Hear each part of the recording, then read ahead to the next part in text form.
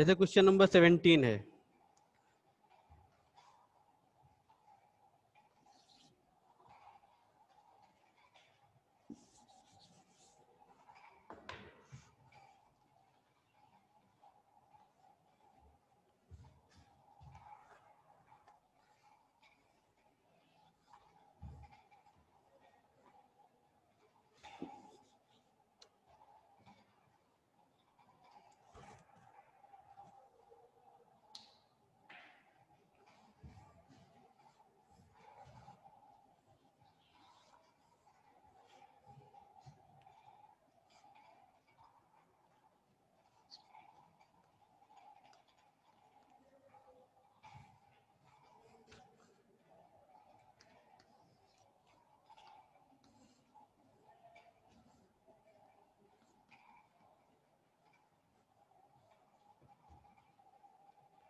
जैसे इनइक्वलिटी का सोल्यूशन निकालते थे वैसे ही सॉल्व कर लेंगे इस इनइक्वलिटी को।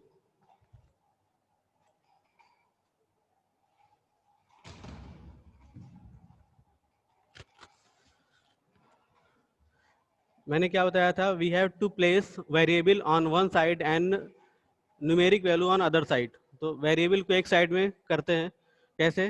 2x को दोनों साइड में डिवाइड कर लिया, सॉरी सब्सट्रैक्ट कर लिया, subtracting 2x on both sides.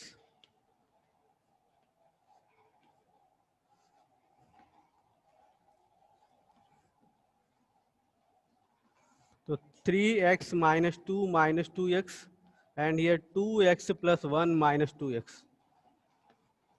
here x minus 2, here 1। अब यहाँ से वेरिएबल हटा, ये न्यूमेरिक वैल्यू हटा, न्यूमेरिकल जो न्यूमेरिक वैल्यू है उसको राइट हैंड साइड ट्रांसफर कर लेते हैं, कैसे? Adding 2 on both sides.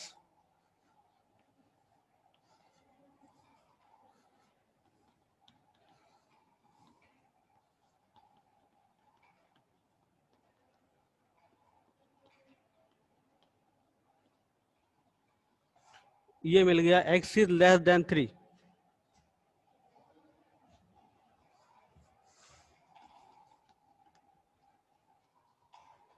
अगर इसे हम इंटरवल फॉर्म में लिखेंगे तो कैसे लिखेंगे? चैप्टर नंबर 1, तो इसे लिख सकते हैं x बिलोंग टू x। यहाँ पे x क्या है? 3 से छोटा है, मतलब यहाँ पे जो वैल्यू रखी जाएंगी वो 3 से कम होंगी। तो अब ये स्ट्रिक्ट इनइक्वलिटी है, तो ओपन कहाँ पे? 3 पर। और कहाँ से जाएंगे? माइनस इनफाइनाइट से जाएंगे। माइनस इनफाइनाइट से 3 तक, 3 के पहले तक की वैल्यूज यहाँ पे रख सकते हैं और सभी क्या होंगी? वो 3 से छोटी होंगी। ओपन इंटरवल का मतलब क्या होता है? 3 is not included in our interval. 3 हमारे इंटरवल में इंक्लूड नहीं है। अब इसको इंटरवल फॉर्म में अगर हम नंबर लाइन पे शो करना चाहें तो नंबर लाइन कहाँ से कहाँ तक होती है? माइनस इनफाइनाइट से प्लस इनफाइनाइट। माइनस इनफाइनाइट यहाँ पे हो गया और 3 यहाँ पर। और ये दोनों साइड में क्या है? ओपन है। ओपन होता है तो यहाँ स्पेयर बना लेते हैं और इसके बीच के पार्ट को डार्क कर देंगे। Dark in the sense that all the values of x lies this and this, 3 से पहले और माइनस इनफाइनाइट के बाद। माइनस इनफाइनाइट जहाँ पे इनफाइनाइट होगा वो हमेशा ओपन फॉर्म में लिखा जाता है। ओपन फॉर्म होने का मतलब है कि वो वैल्यू हमारे इंटरवल में इंक्लूड नहीं है। It is our solution reason.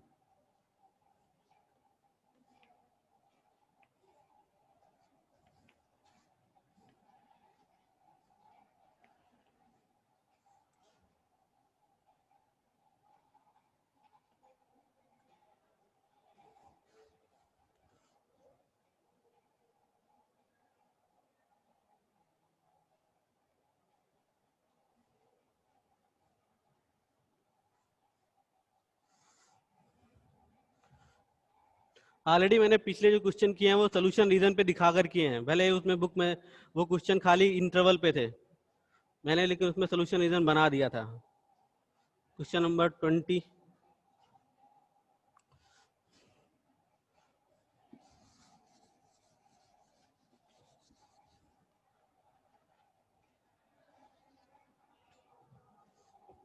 it is x by 2 greater or equals to 5x minus 2 upon 3 minus 7x minus 3 अपान 5।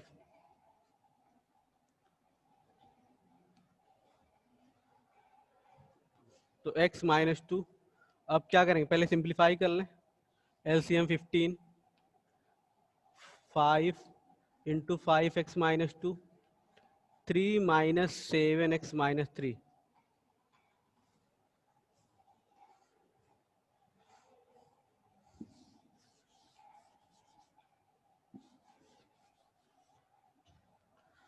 तो x by 2 greater or equals to, it is 25 x minus 10 minus 21x plus 9 upon 15। तो x by 2 it is 4x 25x minus 21x, and here minus 10 plus 9, that is minus 1.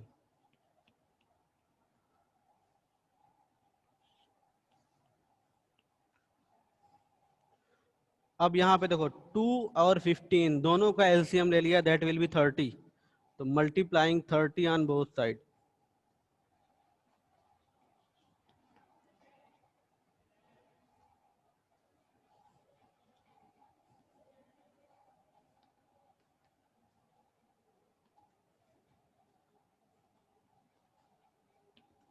तो 30 into x by 2 in greater or equals to 30 4x minus 1 by 15।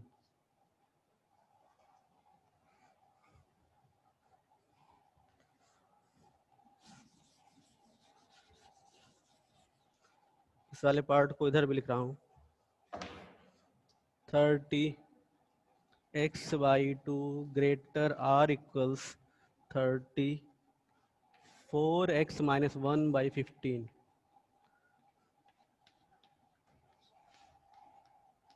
तो 15x greater or equals to 2 4x minus 1, 15x 8x minus 2। अब इस form में convert हो गई value. 1 minute.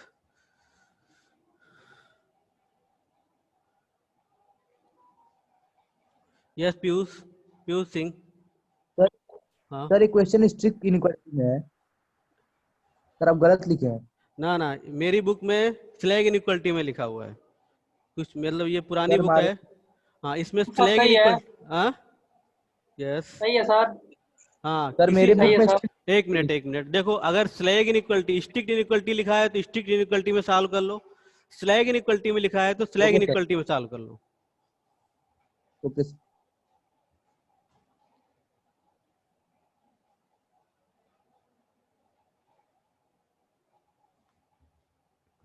दोनों side में 8x subtract कर दिया।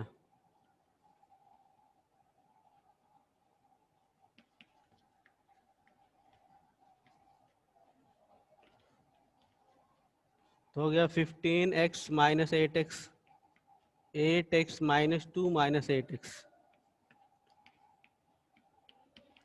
Minus 2 dividing by 7 on both side.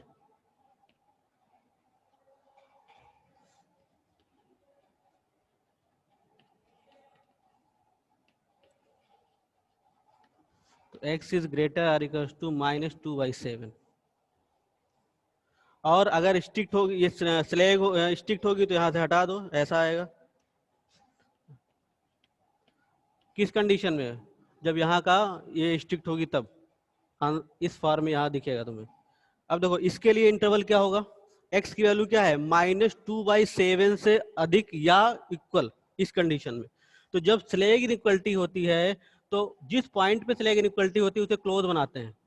Close कहाँ से चालू हो रहा है, माइनस 2 बाई 7 या उससे अधिक, तो माइनस 2 बाई 7 से चालू करेंगे। और चूंकि ये वैल्यू मिल रही इसलिए क्लोज फॉर्म में। और कहाँ तक जाएंगे, अप टू इनफाइनाइट, ऐसा मिलेगा। और अगर मान लेते हैं इस फॉर्म में है, ऐसा लिखा है,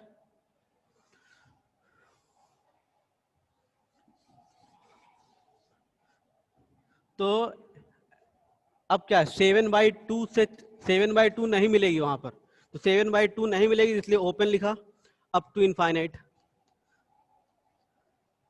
अगर क्वेश्चन में स्ट्रिक्ट इनइक्वालिटी फॉर्म में है तो इंटरवल ऐसा आएगा, स्लैग इनइक्वालिटी फॉर्म में है तो इंटरवल इस तरह से दिखेगा, -2/7 side close and infinite side open.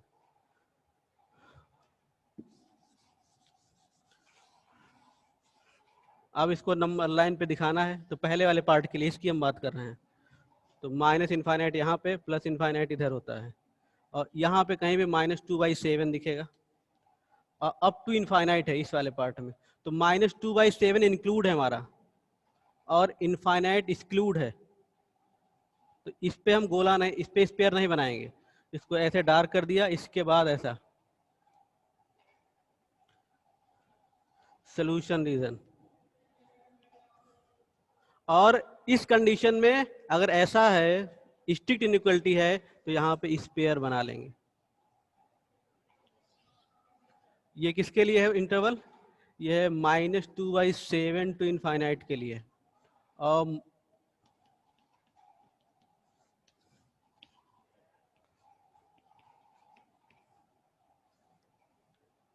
यहाँ पे दोनों साइड में बन जाएगा स्पेयर। क्यों स्पेयर बनना है? क्योंकि ये पॉइंट हम छोड़ रहे हैं, ये इसका नंबर लाइन पे हो जाएगा, ये इसका नंबर लाइन पे हो जाएगा।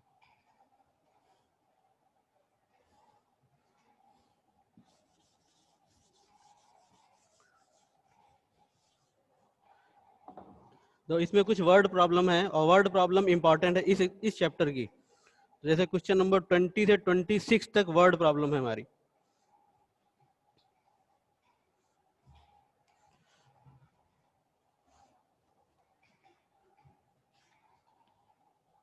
ट्वेंटी 21 से 26 तक। तो come on the question number 21। See the question.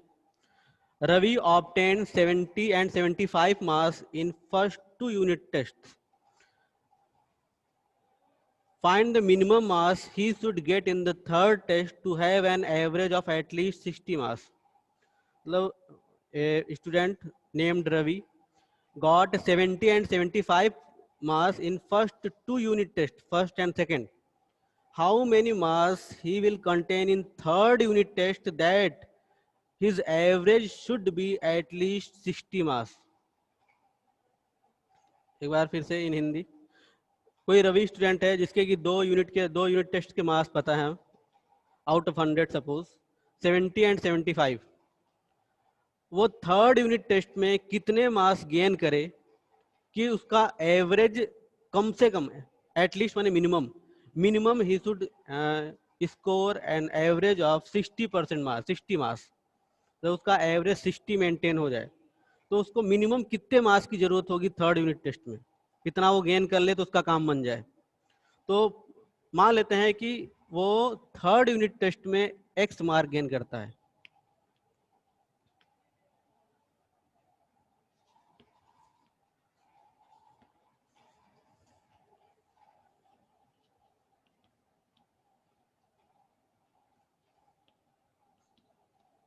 In third unit test. तो अब क्वेश्चन क्या कह रहा है कि इसका एवरेज कैसे निकालते हो? 3 के लिए एवरेज क्या होगा? 3 से डिवाइड हो जाएगा। 4 टर्म का एवरेज होता है तो 4 से डिवाइड हो जाता। तो 70 फर्स्ट में है, 75 सेकंड में है, और थर्ड में हमने अपने मन से एज्यूम किया है सपोज इट इज x, और इसका एवरेज तो 3 से डिवाइड हो गया है। अब ये वैल्यू क्या होनी चाहिए? ये 60 या 60 से मिनिमम क्या होनी चाहिए? एटलीस्ट मैंने मिनिमम ये वैल्यू 60 होनी चाहिए या 60 से अधिक होनी चाहिए, मतलब 60 से कम नहीं होनी चाहिए। तो इसका मतलब ये वैल्यू क्या होनी चाहिए? ग्रेटर आर इक्वल टू कितनी? 60। मतलब 60 से कम नहीं होनी चाहिए, या तो 60 हो जाए या 60 से बड़ी हो जाए। अब यहां से निकाल लो। देखो इसी में सबसे ये इनइक्वालिटी अगर गलत लग जाएगी तो आंसर हमारा गलत आ जाएगा। यहाँ पर हमको ध्यान देना है कि क्वेश्चन किस ढंग से पूछ रहा हमसे।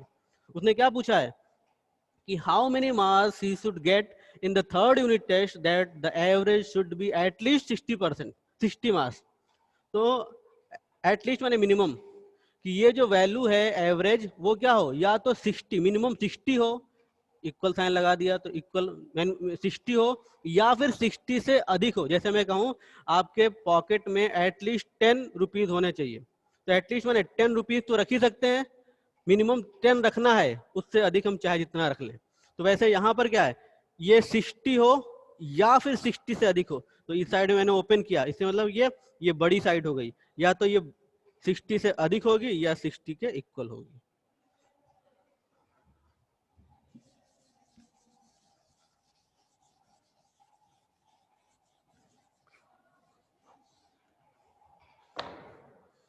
अब दोनों साइड में 3 से मल्टीप्लिकेशन कर दिया, मल्टीप्लाइंग 3 ऑन बोथ साइड्स,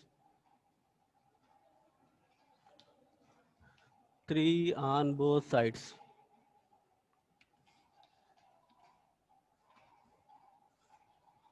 तो इधर से 3 कैंसिल हो गया, एक स्टेप स्टार्ट कर रहा हूँ, तो ये हो जाएगा 70 75 plus x, and in right hand side it is 3 multiplied with 60, that will be 180। अब ये हो गया 145 plus x, दोनों साइड में 145 सब्ट्रैक्ट कर दिया,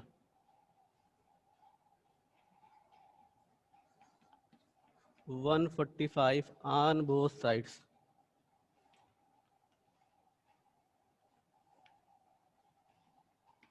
तो x हियर ये कैंसिल हो जाएगा, और इधर क्या आएगा 180 माइनस 145, तो x will be greater or equal to 35।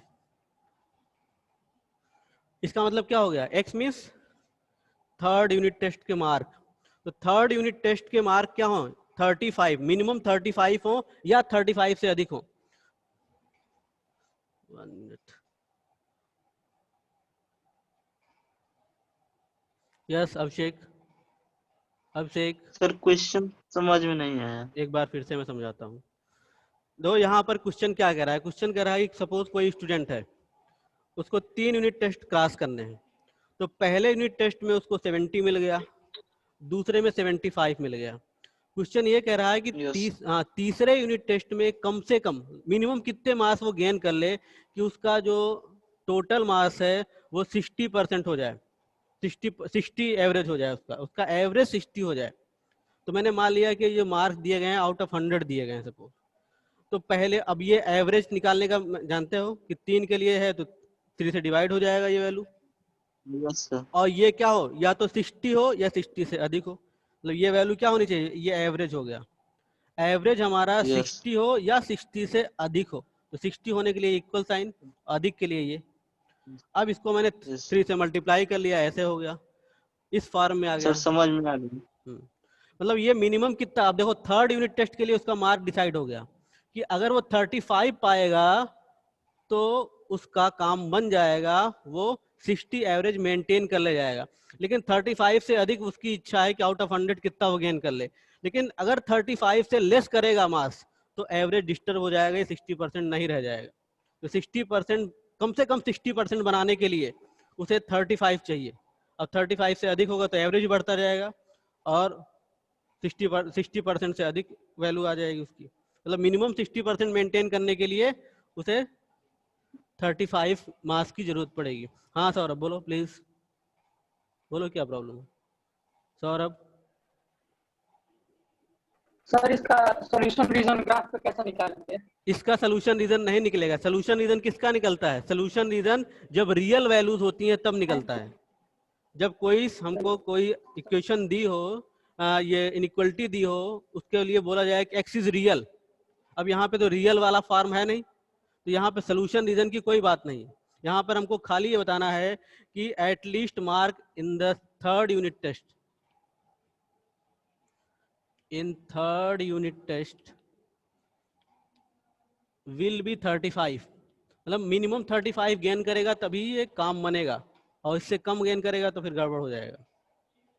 यहाँ पे उसका सोल्यूशन रीजन निकालने का नहीं है, क्योंकि सोल्यूशन रीजन के लिए बताना वो बताएगा क्वेश्चन कि एक्स रियल है, तभी हम सोल्यूशन रीजन निकाल पाएंगे।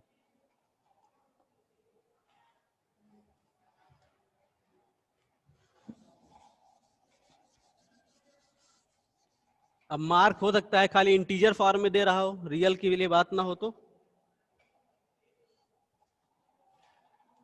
इंटीजर हो या पॉजिटिव इंटीजर हो। दो इसी पैटर्न पे क्वेश्चन नंबर 22 है, एकदम सेम पैटर्न। उसमें फोर मार्क्स हैं, मतलब ग्रेड सिस्टम वहाँ पे लगा हुआ है, और सॉरी 5 हैं, तो 4 के दिए हुए हैं, एक गायब कर दिया है। और ग्रेड ए मेंटेन करने के लिए, ग्रेड ए मेंटेन करने के लिए उसने बता रखा है 90% मार्क चाहिए एवरेज। तो यहाँ पे 60 लिखा था, वहाँ पे 90, और 1 2 3 4, फोर्थ को हम एक्स मान लेंगे, सॉल्व कर लेंगे। Question number 23 and 24 both are the same type question, एक इसमें से भी हो जाए।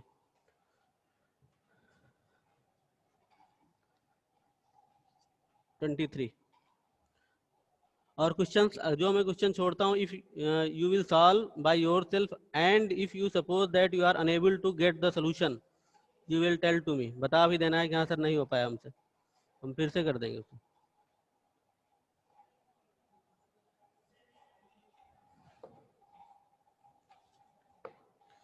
दो क्वेश्चन नंबर 23 और 24 की हम बात करें तो 23 और 24 लगभग एक जैसे क्वेश्चन है, एक में ऑड के फॉर्म में है, एक में इवन के फॉर्म में। अगर आप find all pair of consecutive odd positive integers both of which are smaller than 10 and such that their sum is more than 11, find all pairs।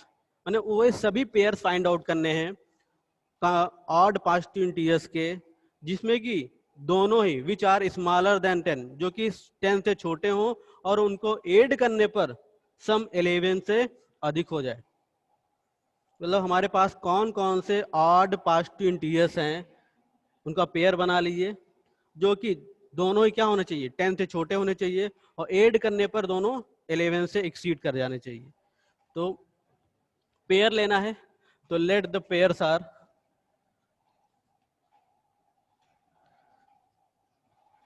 X. मान लेते हैं पहला एलिमेंट हमारा एक्स है, तो चूंकि ऑड कम मिलेगा, जैसे मान लिया 3 है तो इसके बाद 5 मिलेगा, तो इसमें 2 ऐड किया तब मिला। अगर इसे एक्स माने तो x + 2 हो गया, फिर इसमें 2 ऐड करेंगे तो फिर ऑड मिलेगा। तो हम दो पेयर के फॉर्म में दो एलिमेंट ले रहे हैं, x और x + 2। ऑड इवन होता तब भी ये हो सकता, मान लेते हैं 4 लेते हैं तो फिर 6, तो 2 ऐड करेंगे तो दूसरा एलिमेंट ऑर्डर पेयर मिलेगा।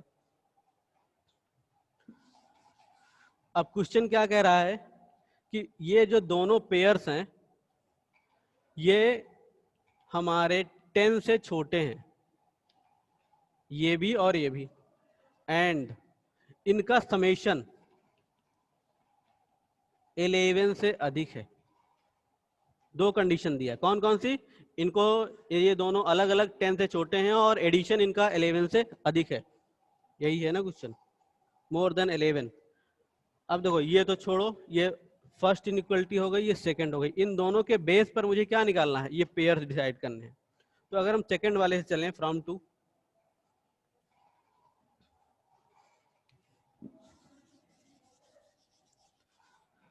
ये हो गया 2x + 2 11, दोनों साइड में 2 सब्ट्रैक्ट कर दिया, सब्ट्रैक्टिंग 2 ऑन बोथ साइड,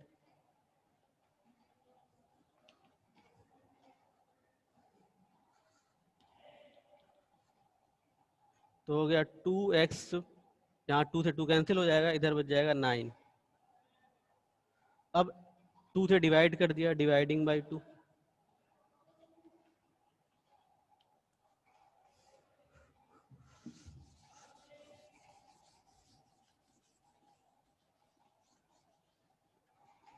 ये हो गया x इज ग्रेटर देन 9/2 या फिर 4.5। अब ये देख लो यहाँ पे क्या लिखा है क्वेश्चन में, कह रहा है पॉजिटिव इंटीजर चाहिए, तो 4.5 के बाद हमारा कौन सा पॉजिटिव इंटीजर मिलने वाला है, ऑड पॉजिटिव इंटीजर। तो 4.5 के बाद ऑड कौन सा वैल्यू मिलेगा, इंटीजर फॉर्म में 5 मिलेगा। तो अगर इफ x इज 5 हो पहली वैल्यू, अब यहाँ से बड़ा ही लेना है मुझे, और ये होना क्या चाहिए, इंटीजर होना चाहिए, x क्या होना चाहिए, ऑड पॉजिटिव इंटीजर होना चाहिए। और किससे बड़ा होना चाहिए? 4.5 से बड़ा। तो 4.5 से बड़ा कौन सा इंटीजर आएगा? ऑड 5। तो अगर x हम 5 रख दें तो दूसरा वाला पार्ट क्या बन जाएगा? 5 प्लस 2 दैट इज 7। अब देख लो, इनको ऐड करोगे तो क्या मिल जाएगा? 12 मिल जाएगा, 11 से अधिक हो गया। फिर दूसरा है 7 ले ले, 7 प्लस 2 9 हो जाएगा। अब इसके बाद जब हम 9 लेंगे तो दूसरा क्या हो जाएगा? 11 होगा। एक चीज और देखो यहाँ पर, अब ये पहले वाले ऑर्डर पेयर से, पहले वाला जो है इसमें कह रहा है कि ये जो दोनों ऑर्डर पेयर आए वो क्या होने चाहिए? 10 से छोटे हों। ये अलग अलग क्या हो? 10 से छोटे हों। यहाँ पर क्या है, इस वाले में पहला तो छोटा है लेकिन दूसरा वाला बढ़ गया। किससे? 10 से बढ़ गया। तो ये ऑर्डर पेयर हम नहीं ले पाएंगे इस वाले को। कौन कौन सा लेंगे? 5 और 7 हो सकता है, क्योंकि इसमें दोनों हमारे क्या, दोनों कंडीशन लगनी चाहिए, ये भी लगे और ये भी लगे। यहाँ पे दिख रहा है कि ये दोनों क्या हैं? 10 से छोटे हैं और ऐड करने पर 11 से अधिक है। ये दोनों भी 10 से छोटे हैं और ऐड करने पे 11 से एक्सीड कर जा रहे हैं। इसमें क्या है, ये दोनों 10 से छोटे नहीं है, बहरहाल ऐड करने पे एक्सीड कर जाएंगे। तो दोनों कंडीशन लागू होनी चाहिए।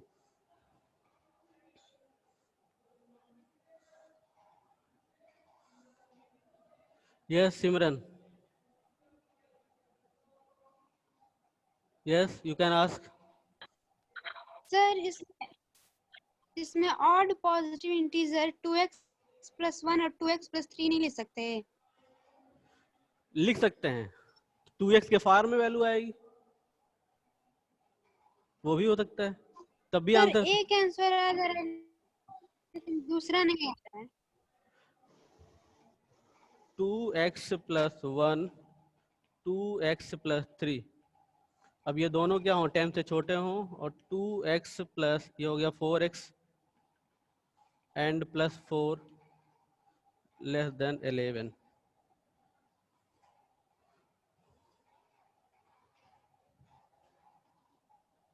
अब यहाँ पे ये पूरा देखना है, ये इस फार्म में देखना है हमें, x के फार्म में नहीं देखना है, यहाँ पे वैल्यू रख के देखना है। तो देखो हो गया 4x हो गया और इधर जाएगा तो ये कितना आएगा? तुम्हारा हो जाएगा 7।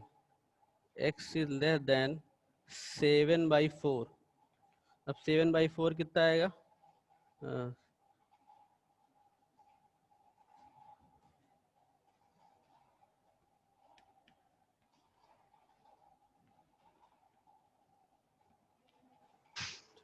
1.75 लगभग आएगा। x is less then 1.75। तो x की वैल्यू क्या आएगी यहाँ पर?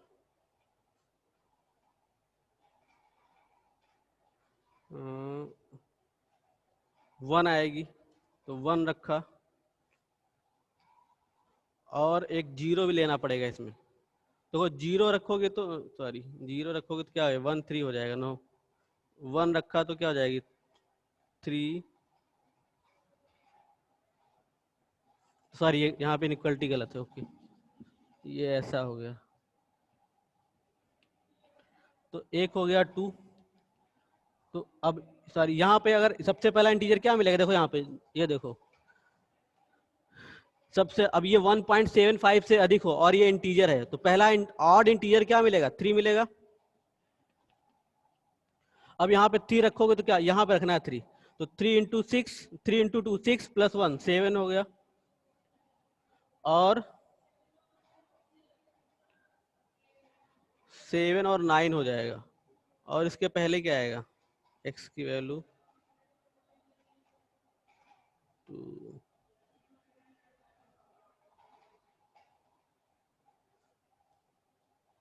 ये वैल्यू आने पे कब 2 आए, 2 पे आएगी। और एक चीज और, ये देखो यहाँ पर ये x के फॉर्म में वैल्यू है। एक चीज और ये ध्यान देने वाली बात है। अब देखो यहाँ पर क्या है, इसको मिलाकर तुमने x बनाया है, इस पार्ट को मिलाकर x बनाया है। यहाँ पर क्या है, यहाँ पे डायरेक्ट हमको दिख रहा है कि मैंने इसे ऑड माना तो 2 ऐड कर दिया तो ऑड हो गया। यहाँ पर क्या है, इस पूरे फार्म को लेकर तुमने ऑड बनाया है। 2x प्लस 1 मिलकर ऑड बना है, अकेले x ऑड नहीं है। तो x के फॉर्म में हम ऑड नहीं डिसाइड कर सकते हैं। यहाँ पर वैल्यू रख कर डिसाइड करेंगे कौन कौन सी वैल्यू आएगी। तो जैसे मान लिया 2 रखा, अब 2 रखोगे तो क्या जनरेट होगा, देखो यहाँ पर x की वैल्यू 2 रखी मैंने सपोज, ये पूरा पूरा ऑड है, x ऑड नहीं है हमारा, कौन ऑड है, ये पूरा नंबर ऑड है, ये पूरा नंबर ऑड है, तो 2 रखेंगे तो क्या मिलेगा 5 ऑड हो गया, और यहाँ पर क्या मिलेगा 7 ऑड हो गया। अब ये दोनों कंडीशन क्या है, 10 से छोटी है, मतलब ये 5 हो गया और ये 7 हो गया। अब यहाँ पे x का मतलब ये नहीं कि x ऑड है, ऑड कौन सी चीज है, 2x + 1 ऑड है। किसने पूछा था जी? सर मैंने। हाँ, तो यहाँ पे देखो, यहाँ जैसे यहाँ पर क्या है, x और x + 2 के फॉर्म में लिखा है, तो x ही डिसाइड कर देगा कि इसके बाद की वैल्यू लेनी है मुझे। यहाँ पर x नहीं डिसाइड करेगा, x की यहाँ पे वैल्यू रखोगे तब डिसाइड होगा। जैसे मैंने x की वैल्यू 1.75 से अधिक रखनी है, तो क्या रखा, 2 रखा मैंने। अब 2 रख के देख लिया क्या आ रहा है यहाँ पे, देखो 2 × 2 4 + 1 5। अब ये ऑड हो गया मेरा, अब फिर यहाँ पर ऑड आएगा, तो ये दोनों कंडीशन क्या हो गई, लेस देन 10 हो गई, और एडिशन 11 से अधिक हो जाएगा। फिर इसी तरह से 3 रखेंगे, 3 रखेंगे, देखो यहाँ पे 2 × 3 6 और प्लस में 1 7, ये कंडीशन आ जाएगी। फिर 4 रखेंगे, 4 रखेंगे तो फिर ये आ जाएगी, ये कंडीशन आ जाएगी। ये हमारे पहली कंडीशन को फॉलो नहीं करेगा, इसको या यहाँ पर इस वाली कंडीशन को। आंसर दोनों से आएगा, कोई समझ में दिक्कत आ नहीं। गया। How much time is left. तो इसका हमें क्वेश्चन नंबर, ये तो हो गया। इसी तरह से इसका क्वेश्चन 24 भी करना था हमें। तो 24 में क्या है, इवन फॉर्म में लेना है। तो जैसे यहाँ पर x और x + 2 वहां पर भी ले सकते हो, वहां x क्या होगा, फर्स्ट इवन नंबर, और 2 ऐड करने पे दूसरा इवन नंबर मिल जाएगा। तो मतलब इसी फॉर्म में लिख देना है, let the pairs are x + 2, और कंडीशन फिर लगा देनी है।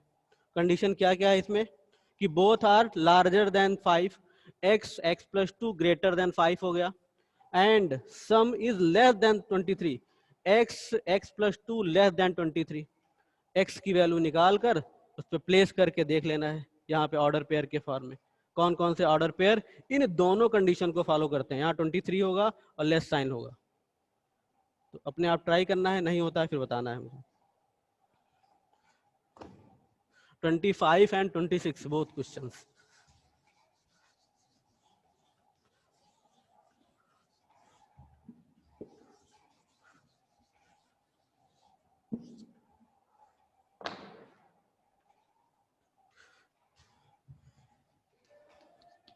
देखो क्वेश्चन समझ लो, हो सकता है पूरा ना हो पाए, थोड़ा सा टाइम टेकिंग क्वेश्चन है। करा the longest side of the triangle is 3 times the shortest side and the third side is 2 centimeter shorter than the longest side। तो पहले क्वेश्चन की एकदम लैंग्वेज अच्छे समझ लो। क्या कर रहा है, the longest side of the triangle is 3 times the shortest side and the third side is 2 centimeter shorter than the longest side। If the perimeter of the triangle is at least 61 centimeter, find the minimum length of the shortest side। मतलब अगर हम triangle की perimeter को minimum, at least माने minimum 61 centimetre मानते हैं, तो उस कंडीशन पर उसकी शॉर्टेस्ट साइड मिनिमम कितनी रख सकते हैं, मतलब उससे कम रखेंगे तो हमारा ये 61 की कंडीशन फॉलो करना बंद कर देगा। तो हमको क्या है, पैरामीटर 61 हो या इससे अधिक हो सकता है। तो अगर हम मान लेते हैं 61 ही सपोज है, तो उस कंडीशन पर हमारी जो शॉर्टेस्ट साइड है उसकी लेंथ क्या होनी चाहिए, मतलब उससे अधिक लेंथ बढ़ाते जाएंगे, तीनों साइड की लेंथ बढ़ती जाएगी और पैरामीटर बढ़ता जाएगा। तो हमको पैरामीटर मिनिमम 61 रखना है। तो जैसे ऐसा जब क्वेश्चन मिलता है तो पहला काम ये करते हैं कि क्वेश्चन की बिगिनिंग कहाँ से करें। तो क्वेश्चन की बिगिनिंग एकदम स्मॉलेस्ट साइड, जो सबसे छोटी साइड है, जिसका रिलेशन सबसे दिया हो, वहां से चालू करते हैं। तो हमने मान लिया इसमें, let the length of shortest side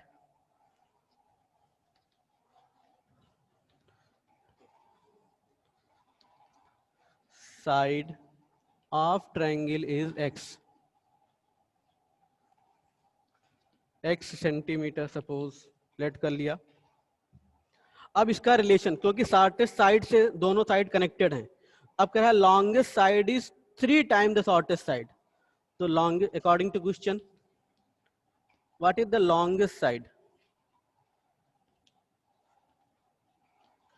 ये shortest side की 3 times, it means it is 3x centimeter. And the third side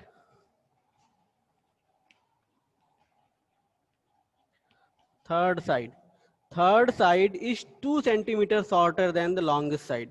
जो third side है वो longest side से 2 मीटर shorter है, तो 3x longest side हो गई, इसमें से 2 सब्सट्रैक्ट कर दिया और ये सारी वैल्यूज सेंटीमीटर में है, ये हो गया। तो शॉर्टेस्ट साइड x है तो लॉन्गेस्ट साइड 3x हो गई, और थर्ड साइड हमारी 3x - 2 हो गई, because in the question the third side will be shorter than 2 centimetre shorter than the longest side. हाँ, 1 मिनट जी।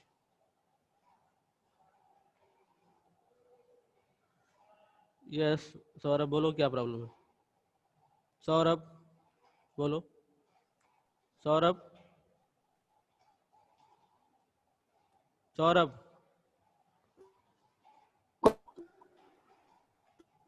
बोलो यार, क्या प्रॉब्लम बताओ। क्वेश्चन नहीं हैं? क्वेश्चन नहीं समझ आया। चलो अच्छा क्वेश्चन समझो। टाइम, हाँ दो। क्वेश्चन क्या कह रहा है? क्वेश्चन कह रहा है कि कोई ट्रायंगल है, ट्रायंगल में जो शॉर्टेस्ट साइड है, और 3 साइड होंगी जानते ही हो ट्रायंगल में, तो जो सबसे लॉन्गेस्ट साइड है वो शॉर्टेस्ट साइड की 3 टाइम्स है, और जो थर्ड साइड है 3 साइड होंगी, तो एक मान लेते हैं सबसे शॉर्टेस्ट है, एक लॉन्गेस्ट है, एक थर्ड साइड हो गई, और जो थर्ड साइड है वो लॉन्गेस्ट साइड से 2 सेंटीमीटर शॉर्टर है। तो हमने क्वेश्चन कहाँ से चालू किया?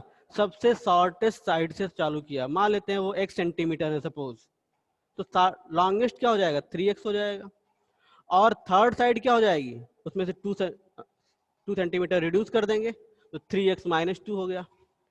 अब इन तीनों का सम क्या होगा? 61 या 61 से अधिक, मतलब मिनिमम पैरामीटर कितना रखना है? 61। तो इनका x 3x और 3x - 2 की वैल्यू 61 हो या 61 से